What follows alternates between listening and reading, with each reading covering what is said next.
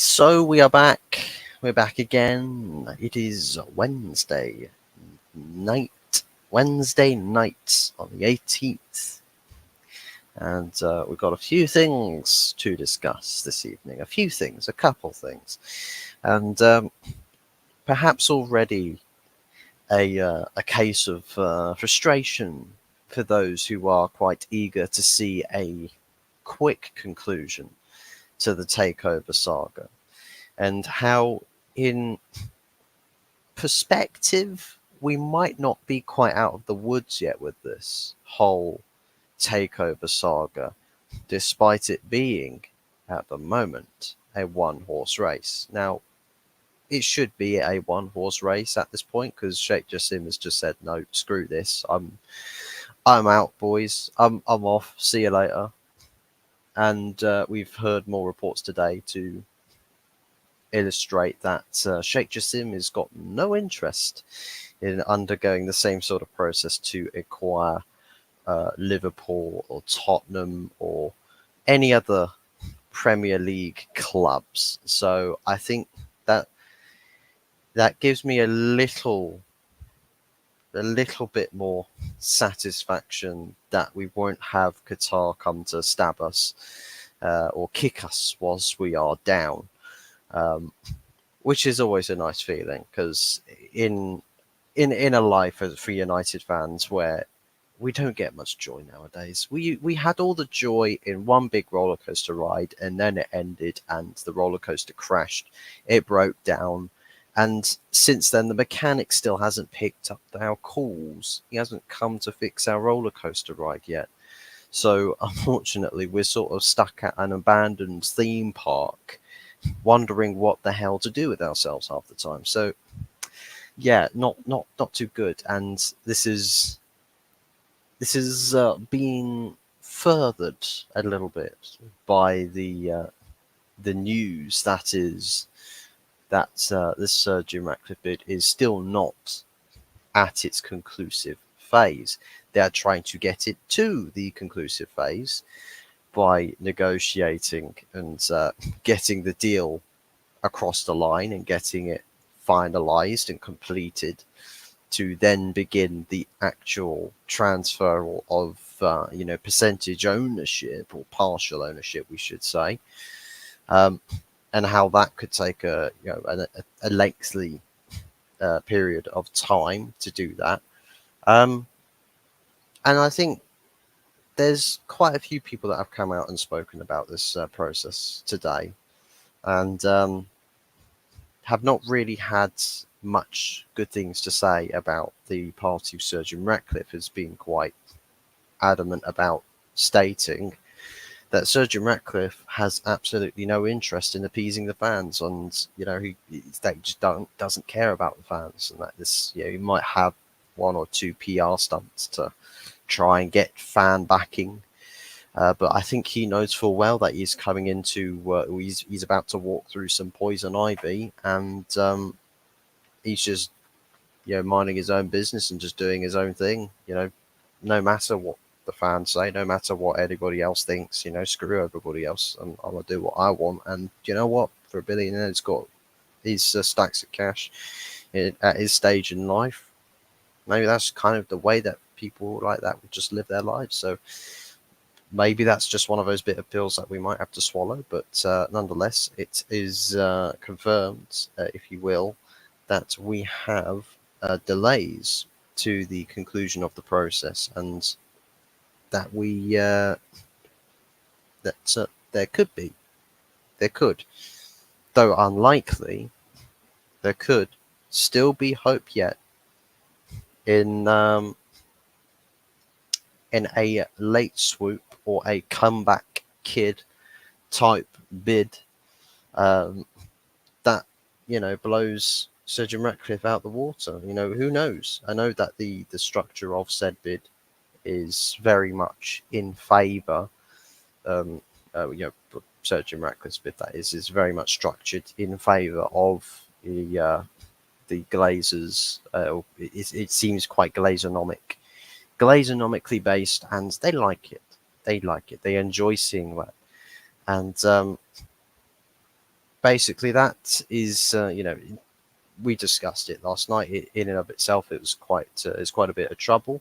It did look like it would pose a bit of trouble, and the finances did not look like we had the slightest Scooby as to how we were going to tick all of our boxes moving forward. So a few concerns, a few worries, a few doubts, but a little bit of hope. And I think that's the thing that's come around today, is that in response to, and I think this was probably because everybody saw that Sheikh Jassim withdrew from the bid. Straight away, everyone's saying, "Oh, Sir Jim Ratcliffe has won. He's completed the deal. He's got the takeover. He's now partial owner of Manchester United." Well, no, not yet. Yeah, he still hasn't completed that final part yet. He still hasn't got over the line. There's still a race going on, but it's just second place. Well, technically, it was second place. Second place just fell out of the race, but who knows? Maybe he's having a pit stop and he's getting a bit of hammer time going on, and maybe he comes back because if the reports of that he's got no interest in any of the clubs, it's only Manchester United that he's interested in, is to be believed, then there's probably still a bit of still a little bit of possibility that he could come in as a late swoop if things don't materialize. And you know what? If things do not materialize, once again, because this bid could still go wrong. This bid from Sir Jim Ratcliffe, because it's still not a done deal. It still could go wrong. There's possibilities. Anything could happen. Football is football. Business is business. Anything can happen. The bid could still go wrong for Sir Jim Ratcliffe. And if there was if there was the certainty, or if the instance happens where Sir Jim Ratcliffe's bid were to fail at the fax machine, shall we say, just another one of those fax machine errors that stopped David De Gea running off to Madrid an earlier date in an earlier year, that maybe Sheikh Jassim looks at that and goes, well, they've got no bidders now. So if I go back in and put my bid back down on the table, hey, look, it's the only bidder. I mean, what choice would the Glazers have? It's either they take that money or they take no money, and they land up still in problem settings. So, do you know what? There's still a little bit of life to this takeover process, like it's as the football saying goes, or just as the saying itself goes. That it's not over until it's over, and this might be the case for this takeover process, that it is quite simply not over until it's over. I hope that it isn't over. I hope, I know that there's fans that are frustrated with the process and that's gone on for too long, but I hope it isn't over in the sense that Qatar would actually be reinvigorated by problems to then come back in and put themselves back into the driving seat, and henceforth the Glazers see no other alternative. I hope that there's a world where this happens. I hope. But that's just it. It's hope.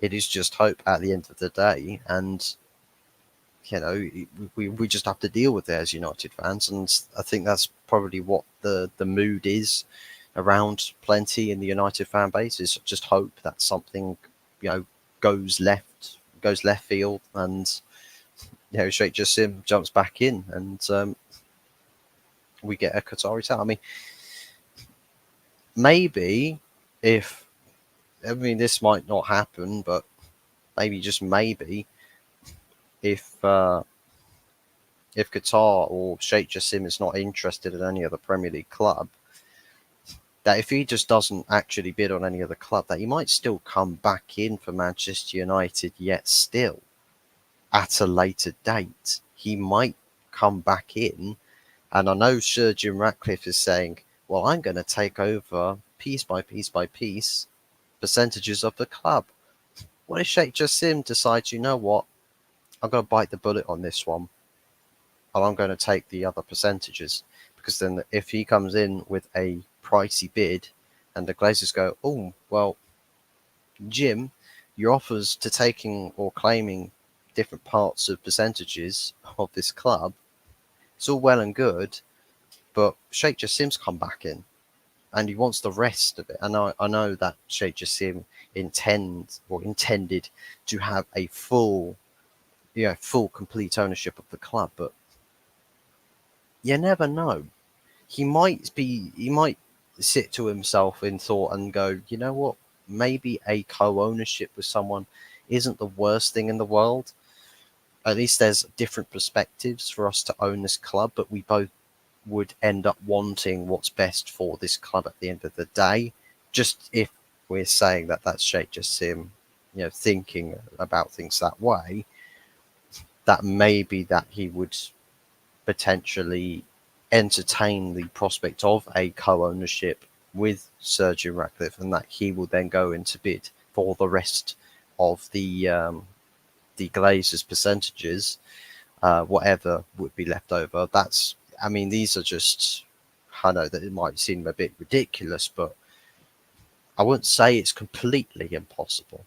There's like anything can happen. So I think it wouldn't happen right now because obviously Sheikh Jassim, he came in to bid for the whole club, but give or take a few years, maybe just maybe, if percentages, and acquiring more and more of a club doesn't go well for Sir Jim Ratcliffe, that maybe Sheikh Jassim changed his mind and thinks, you know what, maybe let's just take what we can. Take what we can, at least if we are, you know, big partial ownership to Manchester United, we've got limitless funding. Sir Jim Ratcliffe knows that he can't, he might know, the more technically correct people for the footballing structure of the club, while Sheikh Jassim just goes and funds absolutely everything and turns it into the most lucrative club on the planet. Who knows? Like, we're just speculating. It's speculation, just solely generated from me, um, and that's just a picture that I've painted. So maybe nobody else on this earth can see it, and maybe they think that if I were to explain that image, or try and paint that image for everybody else, they think I was a complete and utter madman. Maybe Sheikh Jassim would think I'm a madman as well, but we never know. We never know. Anything can happen in football. Um, but yeah, so more delays, if you were, with the takeover. Bit more frustration. It's not plain sailing. There's talk about this board meeting happening on Thursday, or that's tomorrow, and that a lot of people originally were saying, oh, they might be discussing this, this takeover of Sir Jim Ratcliffe. They'll be talking about this, talking about that, and apparently people come out and said, well, no, the deal's not close enough to completion for those discussions to be happening at this board meeting. So I don't think that's going to be on the agenda for discussion at said board meeting. Whatever that means. So it's interesting. It's going to be interesting. We're going to have to be patient to see what goes on, and the fact that this takeover saga isn't officially completed, it's still got open doors for opportunities for various different outcomes to happen, though they will be unlikely. But anyways, something else that I think we should speak about here is injury crises continues. Injury crises continue. So Rasmus Højlund had an injury scare. I think he is still fit enough to do training. After San Marino defender decides, you know what, I'm going to do the Neymar. I'm going to do a Neymar challenge where the guy needs Neymar in the back at the World Cup, and his World Cup and half of his season, or half of his calendar year, was just completely removed from his footballing career. But I think he is fit enough to resume training as you were. But the injury concern that we've got now is that Sofyan Amrabat was removed from the squad due to injury, or basically took his leave from international duty because of an injury. And I suppose, is it at the point where we question the medical teams at Manchester United, or do we look at things as per the schedule for these professional footballers and say these guys are playing too many games that their bodies can't keep up with that sort of consistent workload? Are we at a point where we can say that it is to do with the medical team? Now, I don't believe that our medical team is great. I don't think it's that good. I think we have got some problems. We have had a few problems with injuries with players in the past, and so forth. They've continued up to this point. Um, and yeah, we've just recently hired this doctor from Arsenal. Um, and it seems to be that we're getting injuries en masse. Now, don't get me wrong, there's quite a few other clubs that have got injury crises as well. I think Man City had a little injury crisis earlier in the season. I think most of their team is back now, barring Kevin De Bruyne. Chelsea, obviously, massive injury crisis there. Their injury list is so big, you might as well scroll. Um, and Manchester United's injury crisis is doing crazy things. And Arsenal, some big injuries already in their season. I think Tottenham, Tottenham have been quite lucky, just injury scares, if you will. And Liverpool, I think fairly lucky not to have any big injuries in their team. But concerns, definitely. And I feel like the fact that we have definitely pushed our squad and not rotated as, I'd say, as much with certain individuals, and that some of these individuals that we're seeing getting injured or picking up big injuries or long-term injuries, are getting muscular-based injuries and are serving weeks to months on the touchline and on the sidelines rather. And some of them may make sense, others don't. I mean, if you're looking at Luke Shaw, maybe muscular injuries there would make sense because he's played a lot of football.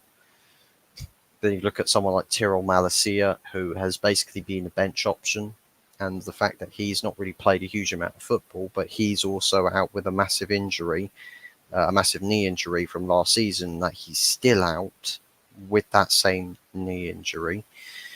And yeah, it's not looking good. It's not looking good, bruv.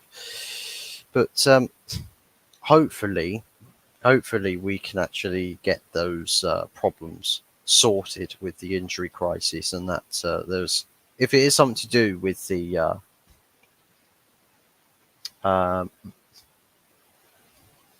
so this is Morocco manager who gave these comments here about Sofyan Amrabat. Said, "We will not hide behind absences because we knew about Amrabat's absence before the start of the camp.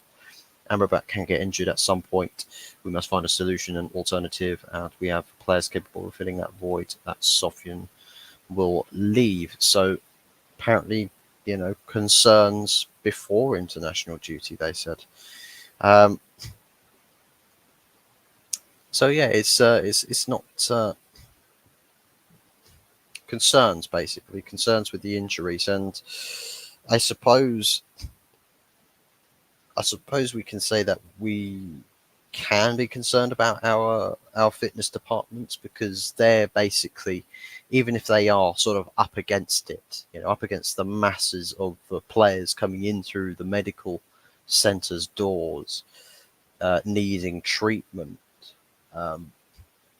is that the floodgates feel like they've just been completely opened up and now they're up against it. And I think this is the big test of our medical department, because now we're faced with the injury crisis.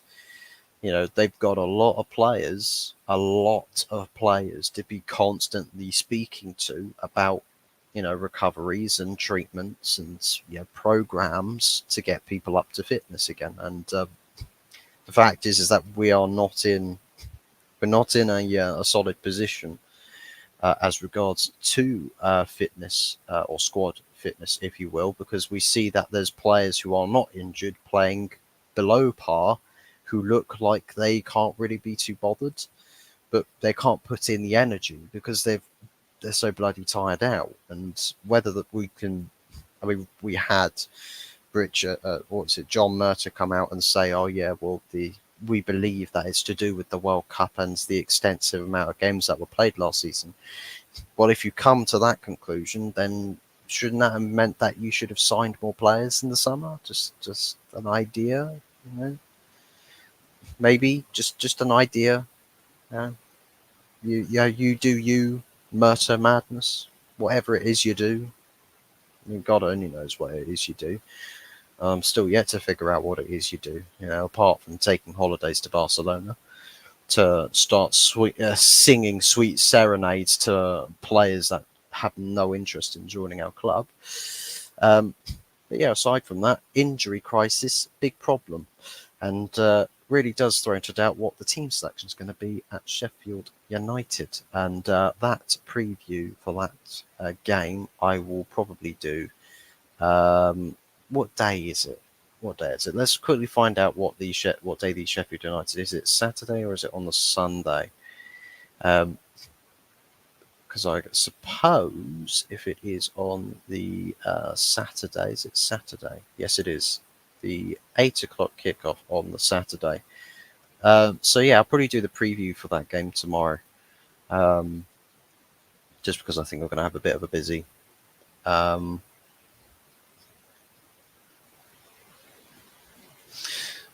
About the prospect of my Friday being quite busy. So yeah, we'll probably do the preview for the Sheffield United game tomorrow, where we'll cover those fine details.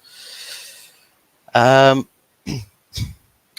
from that, the basically Ben Jacobs spoken about the takeover stuff.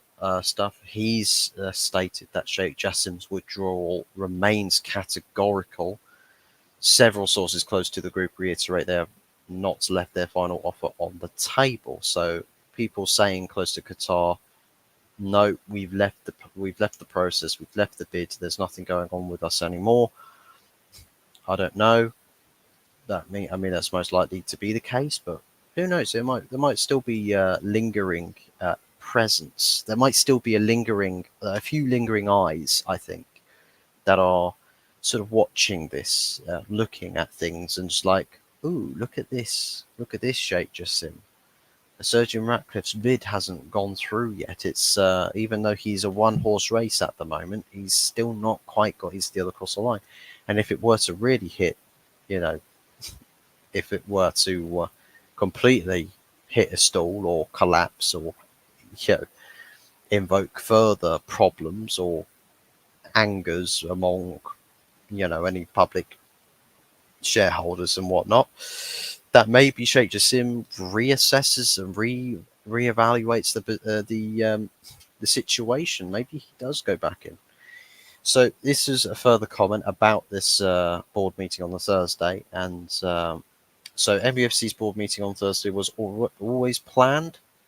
Those close to the process point out nothing was scheduled specifically to vote on Sergeant Ratcliffe's proposal. So as we have seen there, because of the process not being close or really close to officially being confirmed or completed, that there is still more discussions to happen or more sort of workings out that need to take place, that we are still a little bit further away than perhaps we all anticipate. And I know that definitely is the case with what the media have said. The media have jumped the gun quite a bit, and I suppose quite a few United fans have jumped the gun.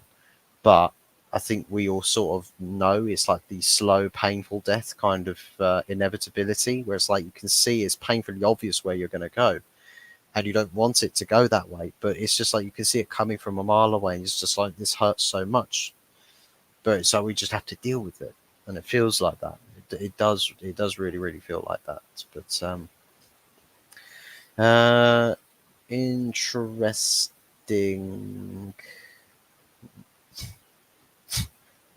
So, Premier League is considering paying the police up to £10 million in what is being viewed as a controversial attempt to allow clubs to play risk matches in lucrative late television slots.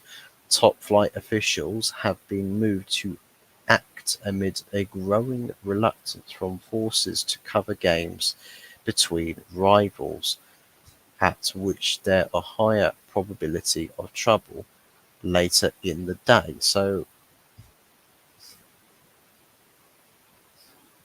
what's that about?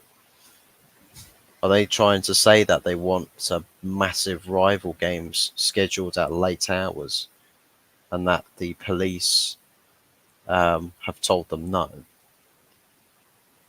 I don't know. I don't know what that's about, but we'll have to see. We'll have to see. A major midfield addition at MUFC is planned for next summer, according to Manchester Evening News. Again, it's just more spin stories. More spin stories. They know that there's a lot of talk about subjects that the club knows is negative. Um, oh wow, okay. Johnny Evans is expected to be fit to face Sheffield United this weekend, despite suffering an injury scare whilst away on international duty. So even Johnny Evans could have ended up on the injury table, guys. Um,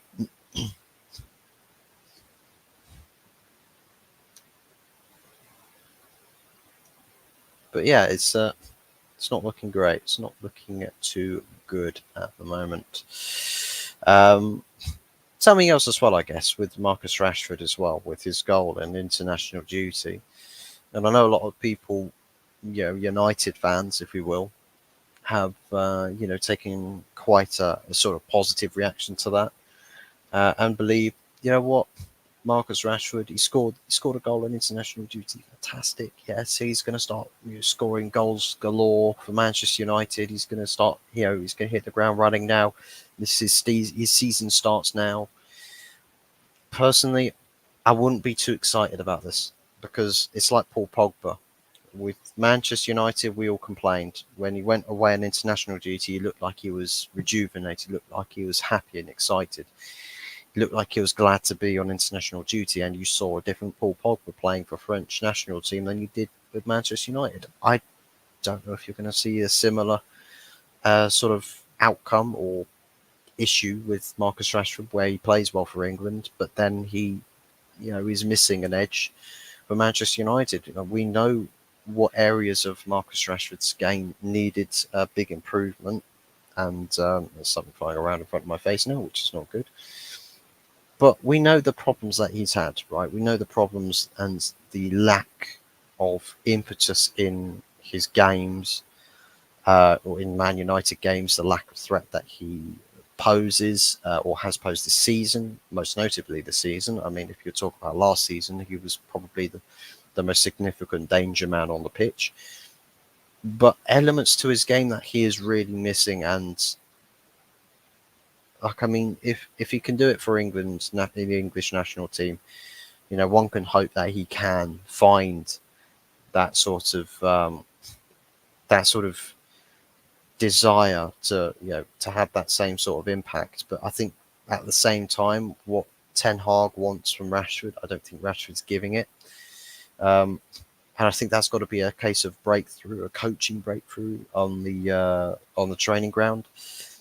Can Rashford deliver that? I don't know. I mean, let me know what you guys think. Is Rashford going to return to United training and start performing? Is he gonna find a new level for Manchester United on the pitch against Sheffield United, or furthermore in future games? I don't know. I just wouldn't.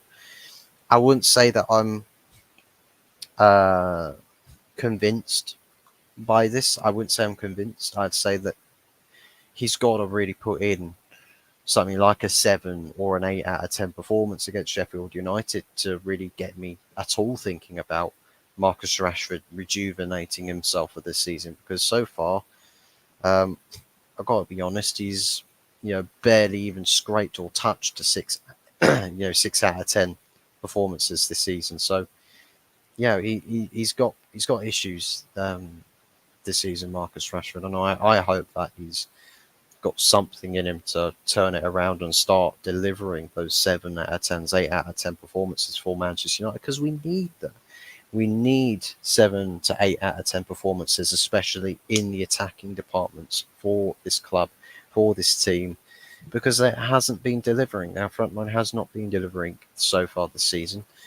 Rasmus Højlund, I believe, will probably start to find the back of the net in the Premier League a little bit more over the coming few weeks to months. I believe that he will start to find a few goals in the Prem. Maybe he might also be setting up a few goals. We'll have to see what his involvement in the games are and how Manchester United play. And I suppose there's another thing that I do want to bring up as well is I watched this on a show on the United Stand. It was with Beth and Ricky. Now, Ricky is someone that a lot of people sort of take the piss out of because sometimes he's got the most wacky opinions, like Scott McTominay is one of the better midfielders at Manchester United Football Club, and it's just like, what are you on about? It's like some opinions I just don't understand. I don't see, why he thinks that. He says Christian Eriksen was probably the best acquisition for Manchester United Football Club in recent times, better than Casemiro and better than Lisandro Martinez. It's just like, well, why would Eriksen be a better acquisition than those two? Because he's free.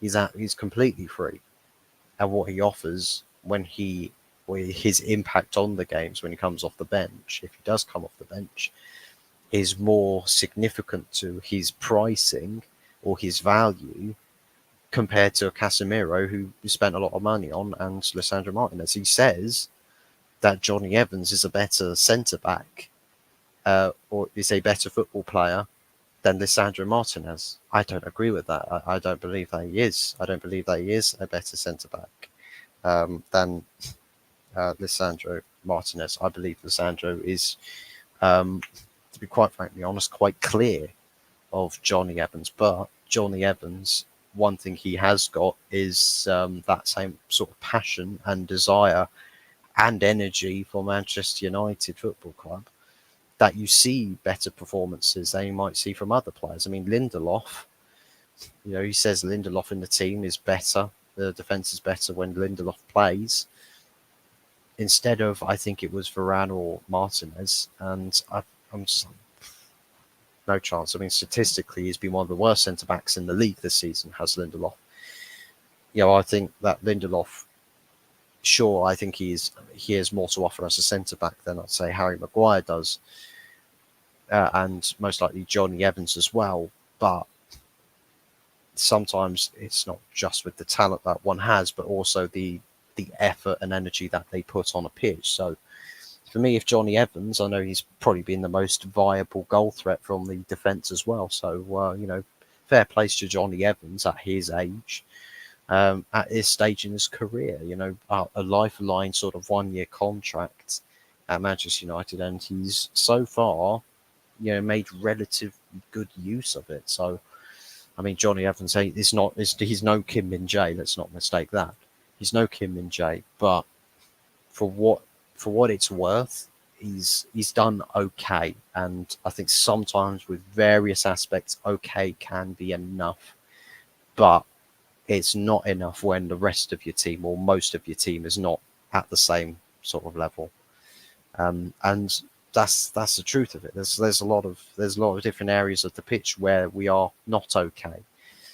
In various aspects of the midfield, Casemiro, his best performance this season has come in a midfield built up of Hannibal Mabry and Mason Mount. Bruno Fernandes was not on the pitch. Marcus Rashford was not on the pitch.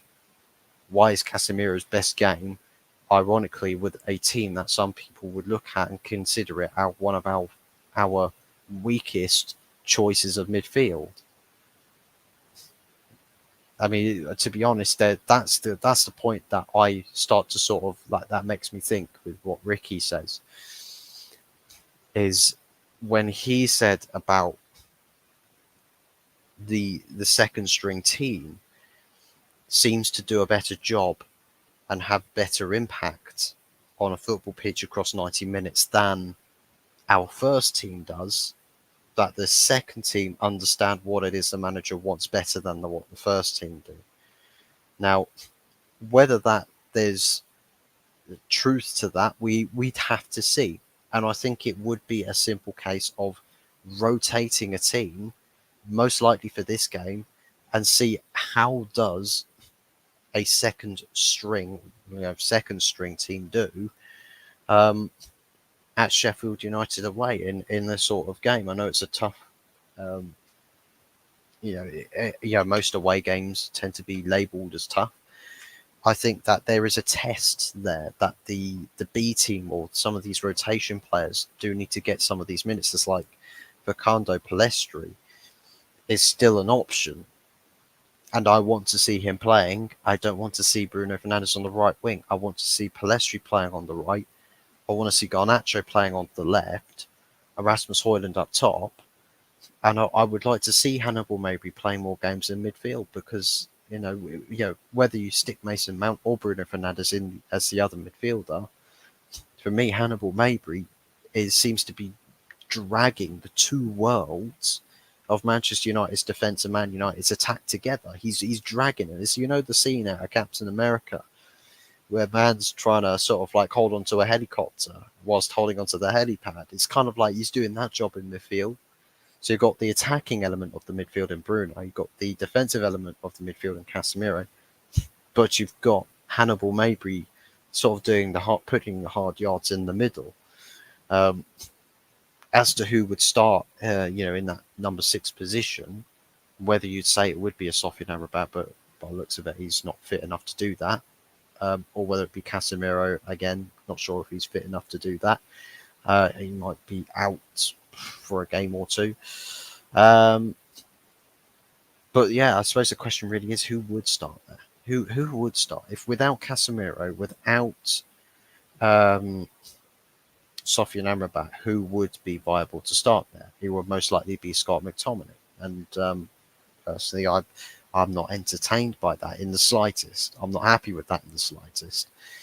But I believe that there should be I think it should be a necessity that Hannibal maybe gets more involvement in this midfield, because so far, the involvements he has had in our midfield, he has shown more for this team than a midfield of Bruno, Casemiro and Mason Mount has. It's shown more than when we have Casemiro, someone else, and then Mason Mount in midfield with Bruno Fernandes out wide. He's shown more. He's offered more for this team. So I believe that we should definitely make way or make some form of space in for Hannibal Mabry, because I feel like he's just someone who just wants to play. And I think if you've got players there that just really, really, really want to play, that are in this sort of lively phase of their careers, that it can only sort of bode well, and it feeds off, the energy can feed off onto teammates as well. So I would look into it. I would consider it, and it's Sheffield United away, and so far not so good for Sheffield United. Maybe this is a sort of game where you can, implement something like that, because I mean, God only knows that we're going to get anything to do with European football this season. God only knows we're going to get anything at all this season. So maybe we would be in a case of needing to go for experimentation in these sorts of games. I know it's not really quite the sort of thing to do on the eve of a Manchester derby as well, but what options do we have? What choices do we have? But anyways, that's pretty much everything that we've got to discuss on this evening. Hope you guys have enjoyed. For those of you who have watched either live or watched on playback, I don't think we've had many people in this stream, which is a shame. We haven't had any channel regulars, which is a shame as well. But we have basically covered everything that I intended to cover this evening. But anybody watching on playback, do be sure to leave your thoughts and your feelings about the subject spoken in tonight's stream down below in the comments section, and make sure to smash a like on the stream. Big ups to those who have liked the stream, and those of you who have tuned in to watch. Massively appreciate any and all forms of support. Massively appreciate you guys. As for tomorrow, again, like I've said already once the stream, match preview will most likely be on tomorrow's stream.